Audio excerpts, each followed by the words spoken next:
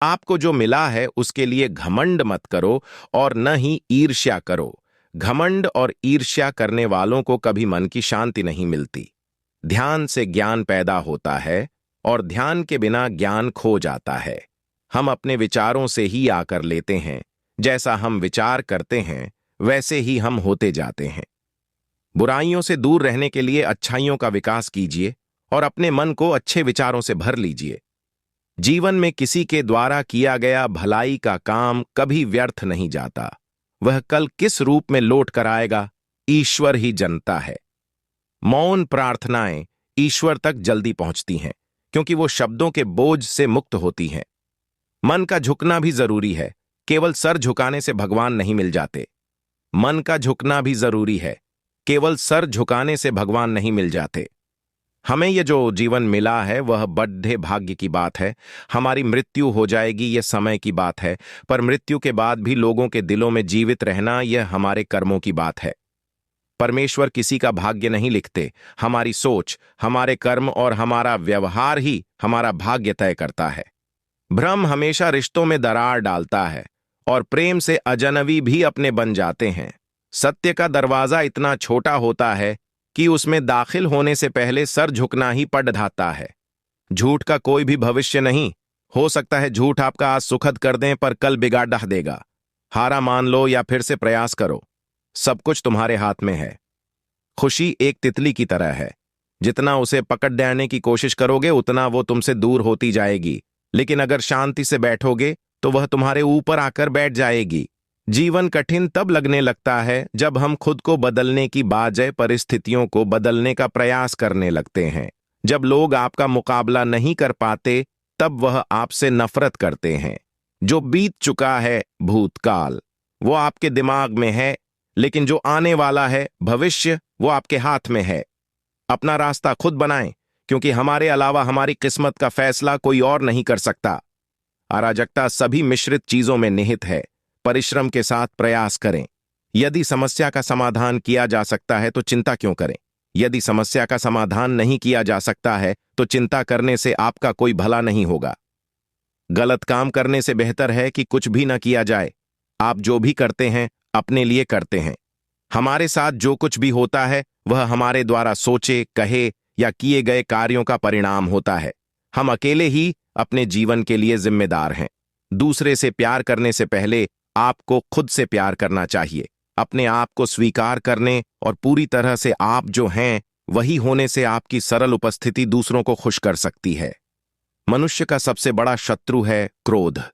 इसलिए मनुष्य को अपने क्रोध पर नियंत्रण रखना। अशांत मन में प्रश्नों की अधिकता रहती है। प्रश्नों की वजह से हम सही निर्णय नहीं ले पाते हैं। ऐसी स्थिति में कुछ मौन हो जाना चाहिए। मौन रहकर हालात समझेंगे तो मन को शांति मिल सकती है। इस संबंध में गौतम बुद्ध से जुड़ा एक प्रेरक प्रसंग प्रचलित है। जानिए ये प्रसंग। प्रचलित प्रसंग के अनुसार गौतम बुद्ध रोज अपने शिष्यों को उपदेश देते थे। बुद्ध के प्रवचन सुनने शिष्यों के साथ ही अन्य लोग भी पहुंचते थे। एक दिन जब बुद्ध प्रवचन दे रहे थे तभी एक व्यक्ति पहुंचा और वह बोला कि तथागत, मैं आपसे बहुत सारे प्रश्न पूछना चाहता हूं। मेरा मन बहुत अशांत है। कृपया मेरे प्रश्नों के उत्तर दें ताकि मेरा मन शांत हो सके।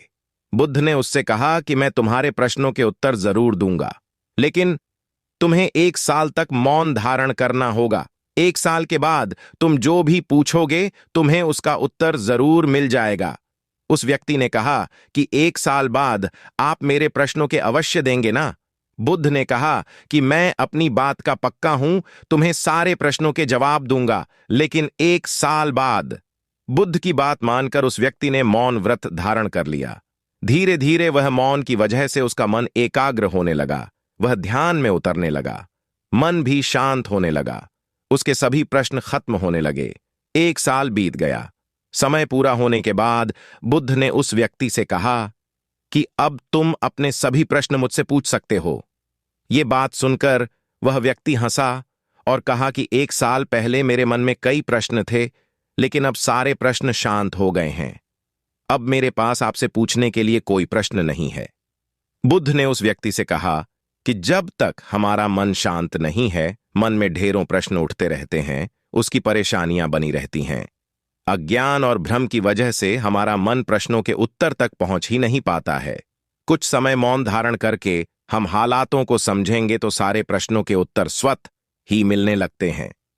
मन शांत हो जाता है तो सभी प्रश्न भी खत्म हो जाते हैं। सारी चीजें हम आसानी से समझने लगते हैं और जीवन में सुख शांति मिल जाती है। जिस प्रकार असली सुगंधित फूलों में इत्र लगाने की जरूरत नहीं होती, उसी प्रकार सच्चे लोग कभी किसी की तारीफ के मोहताज नहीं होते। क्रोध को पाले रखना गर्म कोयले को किसी और पर फेंकने की नीयत से पकड़े रहने के समान है। इससे तुम अपना ही हाथ जला बैठोगे। पानी से यह बात सीखो, नाला जोर से उछलता है लेकिन महासागर की गहराई शांत होती है। भरोसा दूसरों पर रखो तो कमजोरी है और खुद पर रखो तो ताकत बन जाएगी। मन का झुकना भी जरूरी है, केवल सर झुकाने से भगवान नहीं मिल जाते। मन का झुकना भी जरूरी है, केवल सर झुकाने से भगवान नहीं मिल जाते। वीडियो को शायर करें। एक बार भगवान बुद्ध जेतवन विहार में रह रहे थे। भिक्षु चक्षुपाल भगवान से मिलने के लिए आए थे। उनके आगमन के साथ उनकी दिनचर्या, व्यवहार और गुणों की चर्चा भी हुई। भिक्षु चक्षुपाल अंधे थे। एक दिन विहार के कुछ भिक्षुओं ने कुछ मरे हुए कीड़ों को चक्षुपाल की कुटी के बाहर पाया और उन्होंने चक्षुपाल की निंदा करनी शुरू कर दी कि उन्होंने इन जीवित प्राणियों की हत्या की। भगवान बुद्ध ने निंदा कर रहे उन भिक्षुओं को बुलाया और पूछा कि क्या तुमने भिक्षु को कीड़े मारते हुए देखा है? उन्होंने उत्तर दिया, नहीं।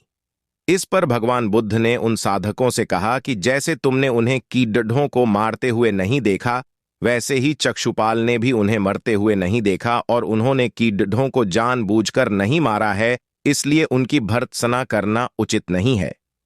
भिक्षुओं ने इसके बाद पूछा कि चक्षुपाल अंधे क्यों हैं? उन्होंने इस जन्म में अथवा पिछले जन्म में क्या पाप किए?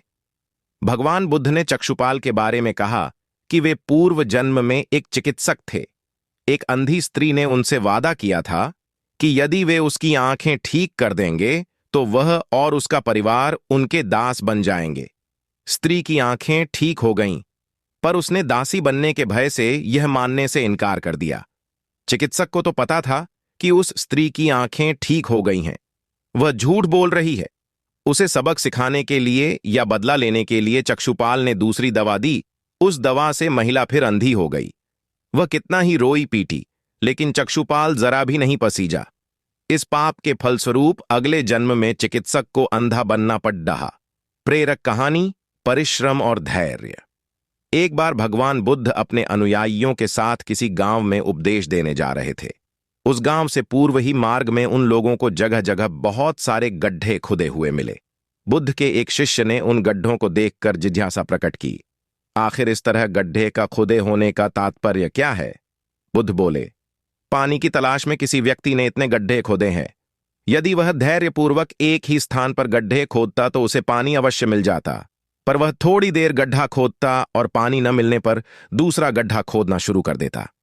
व्यक्ति को परिश्रम करने के साथ धैर्य भी रखना चाहिए। प्रेरक कहानी, अमृत की खेती। एक बार भगवान बुद्ध भिक्षा के लिए एक किसान के यहां पहुंचे। तथागत को भिक्षा के लिए आया देखकर किसान उपेक्षा से बोला, श्रमण, मैं हल जोतता हूं और तब खाता हूं। तुम्हें भी हल जोतना और बीज बोना चाहिए और तब खाना खाना चाहिए। बुद्ध ने कहा, महाराज, मैं भी खेती ही करता हूं।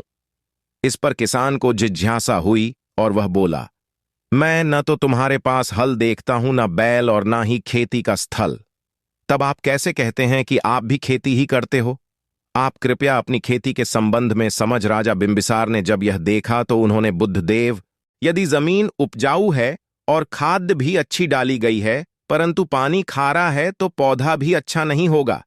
इसी प्रकार आपके कर्म अच्छे हैं, भाव भी अच्छा, परंतु वाणी अच्छी नहीं है तो संबंध भी अच्छे नहीं होंगे। यानी ऐसे लोगों के संबंध टिक नहीं पाते। गौतम बुद्ध अनमोल वचन। व्यक्ति चाहे कितना भी गोरा क्यों ना हो, लेकिन उसकी परछाई हमेशा काली ही होती है। इसीलिए यह कहना कि मैं श्रेष्ठ हूं आत्मविश्वास है, लेकिन यह कहना कि मैं ही श्रेष्ठ हूं अहंकार है। संदेह, शक करने की आदत से ज्यादा भयानक कुछ भी नहीं है। संदेह लोगों को अलग करता है। यह एक ऐसा जहर है जो मित्रता को तोड़ देता है और सुखद संबंधों को तोड़ देता है। यह एक कांटा है जो परेशान करता है और दर्द देता है। यह मार डालने वाली तेज धार वाली तलवार है। आज हम जो कुछ भी हैं, वह सब हमने अब तक जो सोचा है उसका ही परिणाम है। यानी हमारा वर्तमान हमारे विचारों पर आधारित है और हमारे विचारों से बना है। यदि कोई व्यक्ति बुरे विचार के साथ बोलता या कार्य करता है, तो दुखाक उसका पीछा वैसे ही करता है जैसे पहिया गाड़ी खींचने वाले जानवर के खुर का पीछा करता है। और यदि कोई व्यक्ति अच्छे विचार के साथ बोलता या कार्य करता है, तो खुशी एक छाया की तरह उसका पीछा करती है। शक्ति चाहिए तो ज्ञान प्राप्त करो, और सम्मान चाहिए तो चरित्र अच्छा करो। क्वोट 16। यदि कोई आपका सम्मान करे तो उसका सम्मान करो, कोई आपका अपमान करे तो उसका सम्मान करो। ऐसा करने से आप किसी और का नहीं बल्कि अपना सम्मान करते हैं।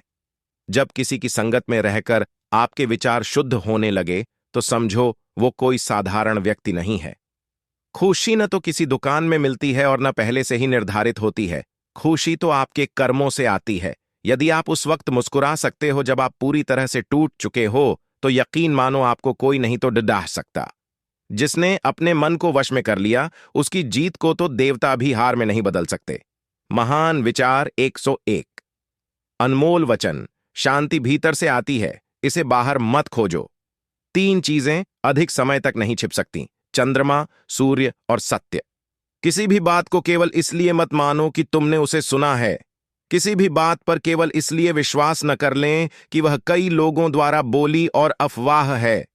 किसी भी बात को केवल इसलिए मत मानो कि वह तुम्हारे धार्मिक ग्रंथों में लिखी हुई पाई जाती है। केवल अपने शिक्षकों और बड़ों के भरोसे किसी भी बात पर विश्वास न करें। परंपराओं में विश्वास न करें, क्योंकि वे कई पीढ़ियों से चली आ रही हैं।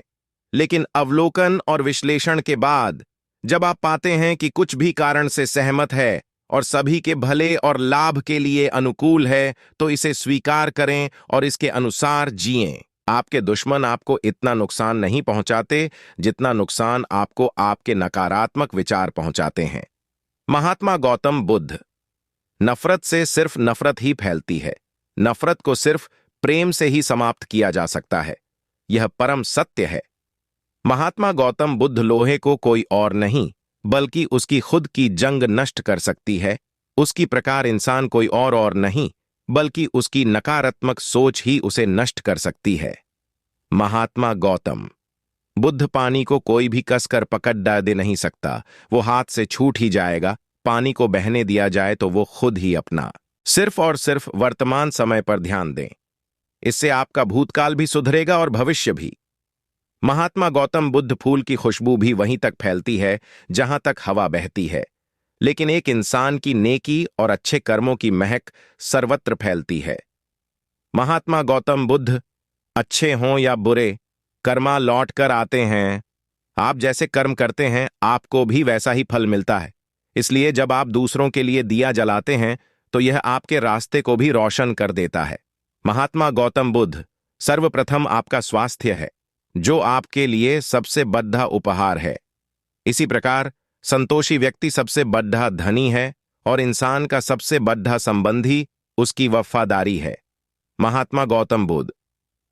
लक्ष्य प्राप्ति के मार्ग पर चलते हुए कोई 2 गलतियां ही कर सकता है।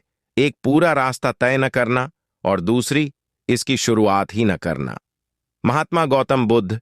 जब तुम निराश होते हो, तो कोई जब तुम्हारे कंधे पर हाथ रखता है तो तुम्हारा हौसला बढ़ जाता है, तुम्हें हिम्मत मिल जाती है। पर जब कोई तुम्हारे कंधे पर हाथ रखने वाला नहीं होता, तब तुम अपनी शक्ति खुद बन जाते हो, और वही शक्ति ईश्वर है। महात्मा गौतम बुद्ध।